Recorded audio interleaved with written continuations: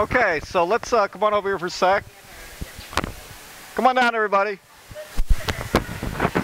Come on down.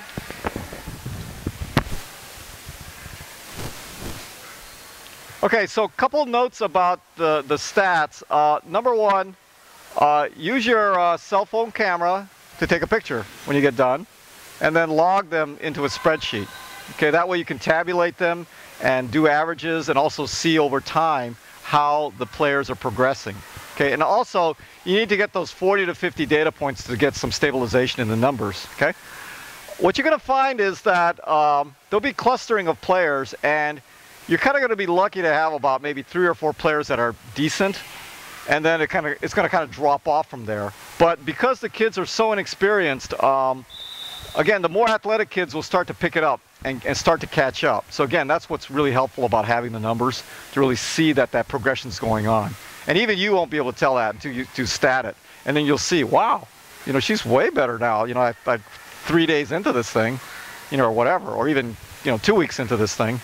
So that's the way that progress works. Okay, we covered this stuff, so let's go to the next phase. Okay, so this section's a little bit techy, and I'm going to try to go through it in a way that is going to give you enough information to help you out, okay? And some of you, it won't matter because you can't use these rotations, but generally, it's a good thing to understand and know as a volleyball coach, okay? So well, I'm going to take you through this process. All right, what's the best system for your team? And the answer is it depends. It depends on your team, right? So we have to design it around what your capabilities are and, you know, what's your objectives, right? You know, is it developmental? Is it all about winning? You know, are you balancing these things, right? So be clear about your objectives first, and then we can start defining, you know, what we want to do as a team. Right, we talked about this, right? The idea of big pass set hit versus little pass set hit. And so think about your team and what you're capable of managing, okay? Because little pass set hit may be just fine. And degrading to that happens all the time at every level of play, turns out, right? Because the setter doesn't get to the ball, hey, now you're making it up, right? Oh, sorry. Okay, now, because of the work I do work in 2 areas. I do stats and I do rotations. And so I have 2 different sets of products to do this work. And so rotation optimization, right, is about making sure you're finding the right players, right, in the right roles, and then them going into the right system. Okay, if you don't get all those things right, then you're what's called in engineering like suboptimal. Okay, you have not optimized your team, and you can squeeze points out of these deals, and I got to tell you, 2 or 3 points, and all of a sudden you're winning, right? So these are not trivial little things, and if you can get things to match up a little bit better, you're going to get better results. Okay, so again, all this stuff is based on the idea of using standard rotations. If you're not, then we're going to have to just figure something out here, all right? And standard rotations means that you follow the standard rotation rules about where players can be, how do you substitute people, where, you know, where can they be in every rotations and the overlap parts. So we'll talk about that a little bit more in a second. Okay, so lots of times this isn't done for a couple of reasons. One is that it's hard, it's a pain, and the other is I do what I've been doing for the last 10 years. Okay, so people get dropped into a system every year in the same system because that's what I know how to teach, all right? I think that's kind of lazy, frankly, and it doesn't show much growth on the part of the coach. I think the coach should be growing with the team. So you need to be learning new things all the time, and it'll make everybody better, including yourself. Okay, so here are the hard things about this, right? This is why it's so complicated, because you're trying to do things that are actually contradictory to other things. Okay, so the first point that's critical is you got to have your best passers on the court at all times. Then you got to have your best servers, and typically in early rotations. And the reason is because the team doesn't spin around all the way, right? Lots of times it depends on the level of play. At medium levels of play, typically you end up with 9 rotations, which means that the first 3 rotations play twice. Okay? The second 3 rotations play once. So who do you want playing more? Your bad servers or your good servers, right? So that's what this kind of planning matters. And that's also why when you start taking stats, you start to understand how much is your team spinning around the court, okay? Best hitter, setter combinations early because they're going to play twice if you're in the 9 rotation type of deal, right? And then best defenders, well, you got to have them on the court all the time if you can, okay? And then you want to minimize the impact of the weak players. All right, so now let's talk about some of the standard systems that are out there. 6-6 is basically everybody sets, everybody hits. And that's very much kind of getting into this, you know, small pass set hit type of volleyball, right? 4-2, pretty standard, right? You use 2 setters, the setter's in the front. And most times you use what's called international 4-2, which is you rotate the setter to the right front position, okay? And so you have a middle hitter and an outside hitter, okay? 5-1, used a lot in most of competitive volleyball. 1 setter, right, goes all the way around, sets from the right front in the front row and the right back in the back row and releases to the front.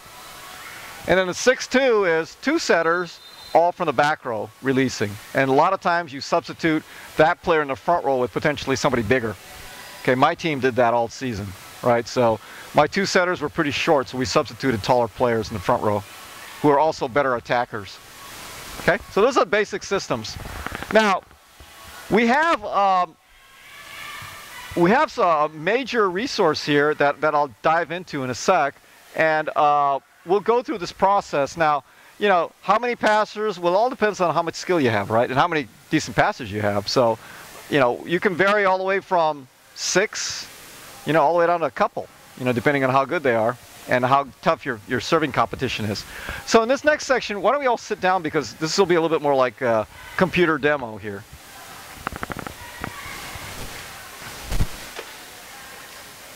Okay, so within this site, it's called Rotate 123, and it's in this link in the slide set. I'm gonna have to resend the slide set because it was actually a lot bigger than I thought it was going to be, so I think it failed for a lot of you. It bounced out because I think it was over 10 megs, and most systems don't handle much over 10. The site's here, and if you click on this, you'll end up at out of the demo.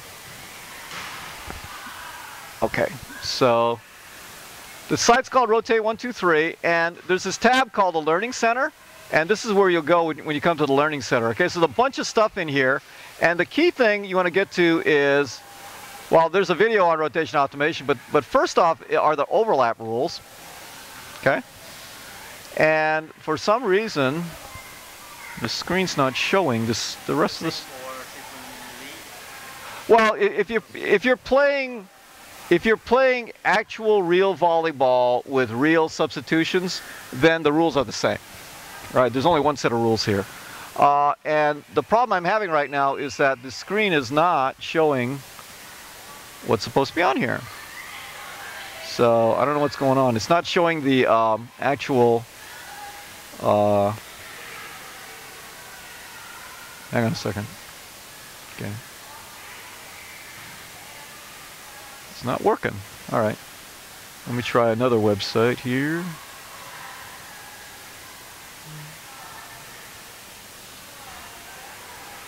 So what I'm trying to show you is that on this page is a court, and on the court are a bunch of players, and you can actually manage them.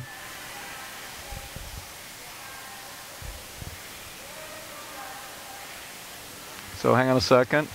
And if this doesn't work again, I'm just going to jump into the product and do it there. Oh yeah, you know what? Oh, there it is. Okay, good. All right, so here's a court with players standing around, left front, middle front, right? And this is in a receive deal so that it is about making sure that you're not overlapping. So what are the overlap rules? Overlap rules. What are some of the fundamentals of the overlap rules? Anybody know? Well, that's not telling me much. Yeah. So it's very tricky, actually. I side only matters if you're a front row player or a back row player. Okay? So let me show you. You see this LF1 up here, right? Okay, so I'm going to drag that player to the right. And you see that?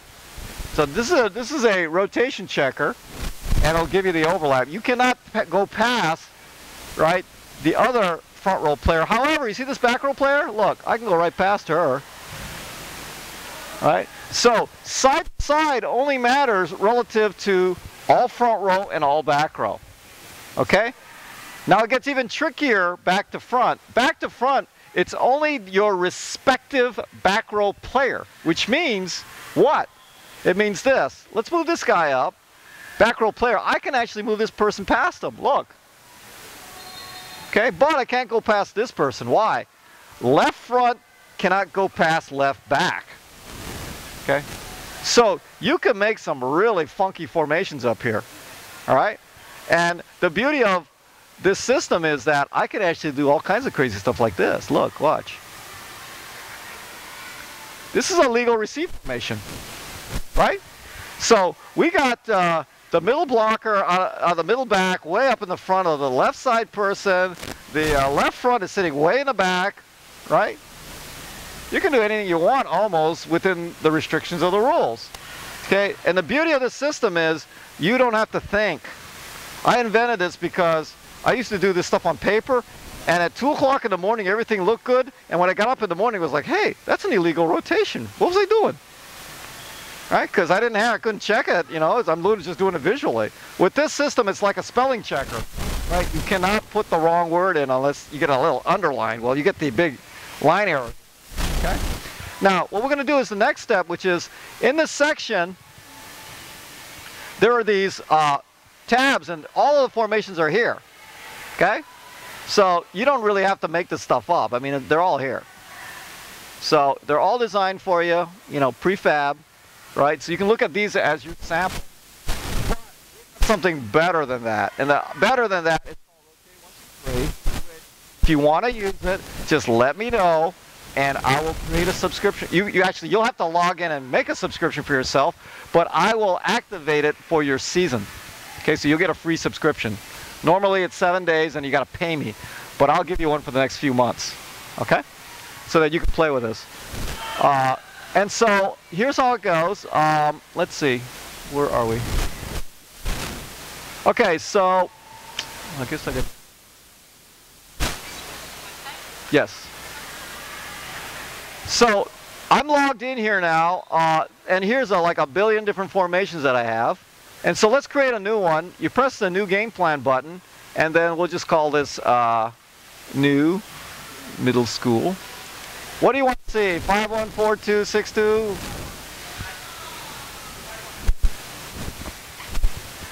51. Okay, 51. We'll do a standard 51 because I don't want to retype this in right now because I'm lazy when I use some of my team who's already here. So I can reuse a roster that I already put in, and I'll show you how that works.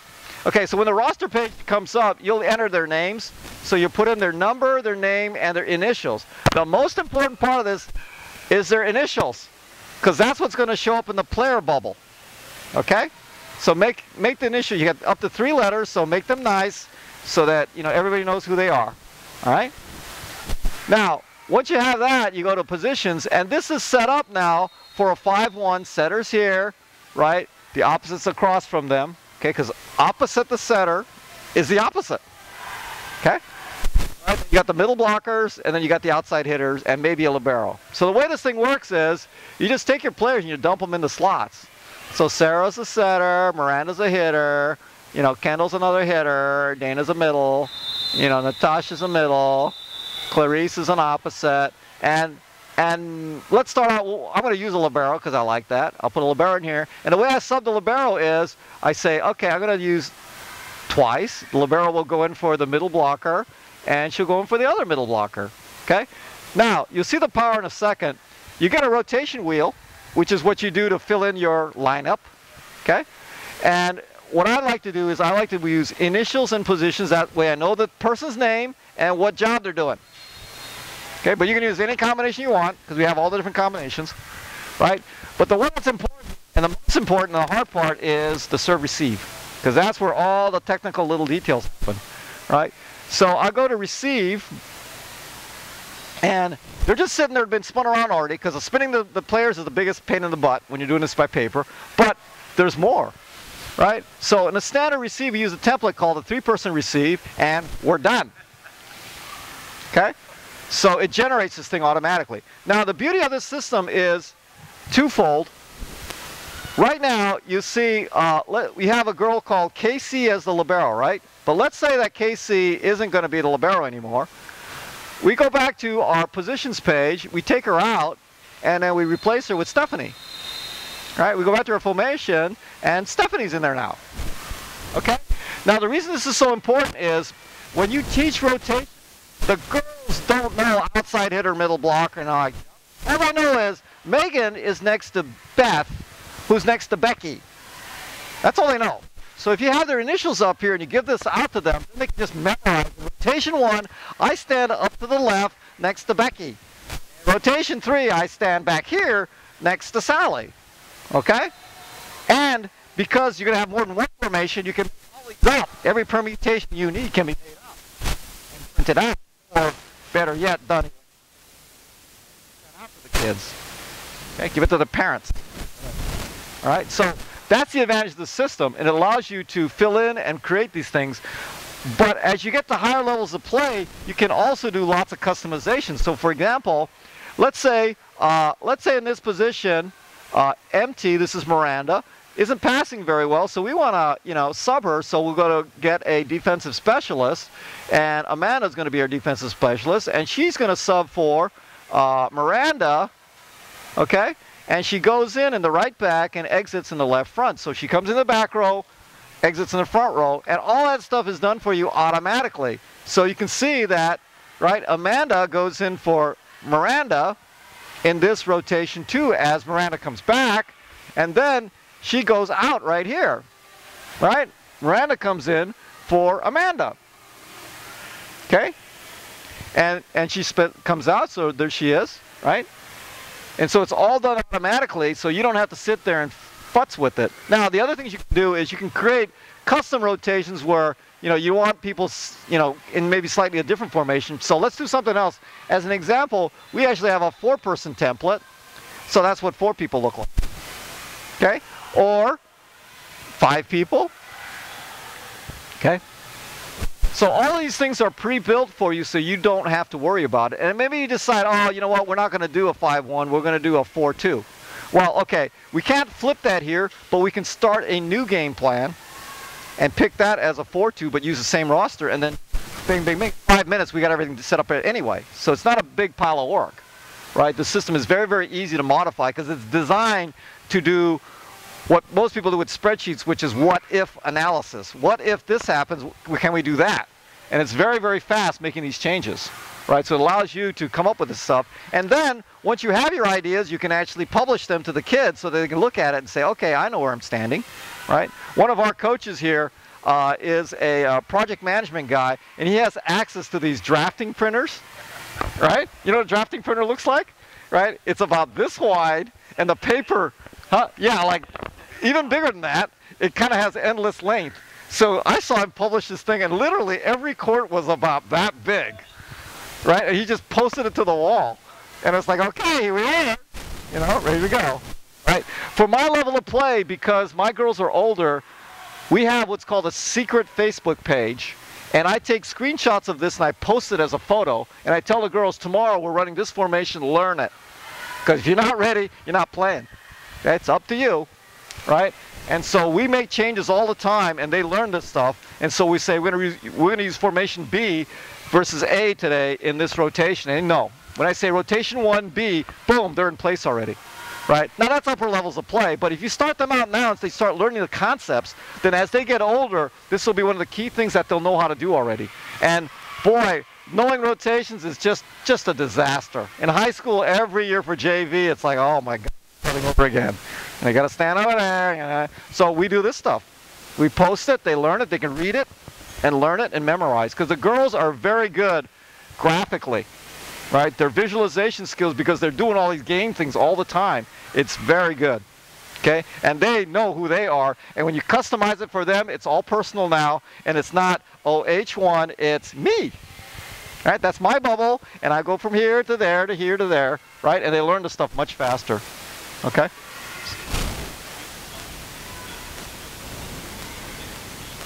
Yeah, yeah. Well, again, level of play.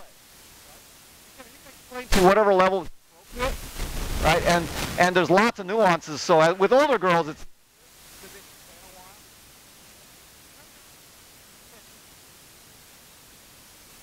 just there. Let's try this out, all right? Because the key is you're gonna mess with this anyway because those numbers are gonna change, right? So the first 3 girls you had is like, oh man, she's not doing so good now. Game time, she completely freezes. Her numbers are off the charts bad, you know.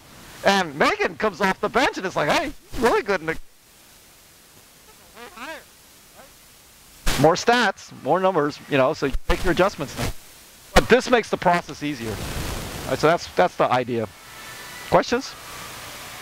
Okay, so I didn't want to spend a whole lot of time, but I did want to introduce you to this so that you get an idea for what's possible. And it's nice to use some technology instead of doing stuff by hand, because this whole thing was invented so that you don't spend a lot of cycles doing this. I hate wasting time on.